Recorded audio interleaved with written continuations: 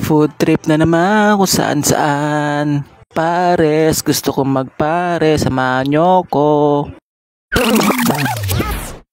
Samahan nyo na naman ang food trip today. Dito ulit sa road date na walang kamatayan. Dito sa pinipilaang Pares. Walang iba kundi ang Second Mami Pares. At kita nyo naman yung kaldero, merong iba't ibang klaseng laman loob. Merong utak, mata, buntot. Ito ang kanilang menu. Meron silang special bulalo, merong balbacoa, meron din silang silog meals. Syempre, isa lang ang dayo natin dyan, ang Pares. Hindi lang Pares, syempre magmamami Pares din tayo. Ang masarap talaga dyan yung madilaw-dilaw na egg noodles. Tapos lalagyan mo ng maraming kalamansi. Syempre hindi lang kalamansi, lalagyan mo ng maraming spring onions. Halapit sila sa'yo, ikaw na bahala kung gaano karaming spring onions na gusto mo. Syempre wag ka abusado, wag mo ubusin lahat yan.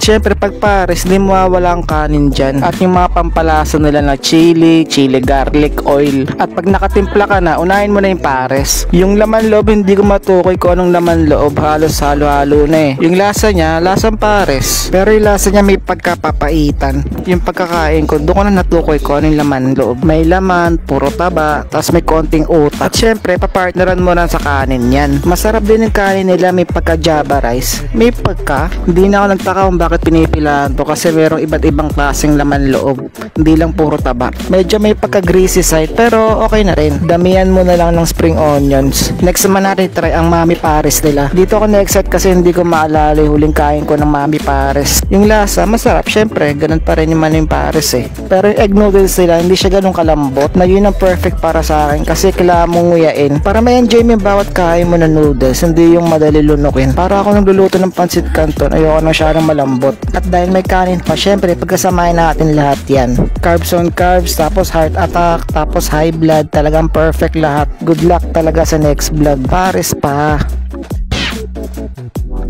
Overall guys, pwede na rin kung mahilig ka sa Pares eh, try mo na to. Meron din sila ibang menu katulad ng balbacoa, special bulalo, at may mga silog meals din sila. Wag mo lang talaga araw-arawin, talagang good luck sa'yo. At yung palamig natin, isang malamig na juicy lemonade. Masebong pagkain tapos malamig na inumin. Naku po, bara talaga yan. Siya, sige na, follow for more!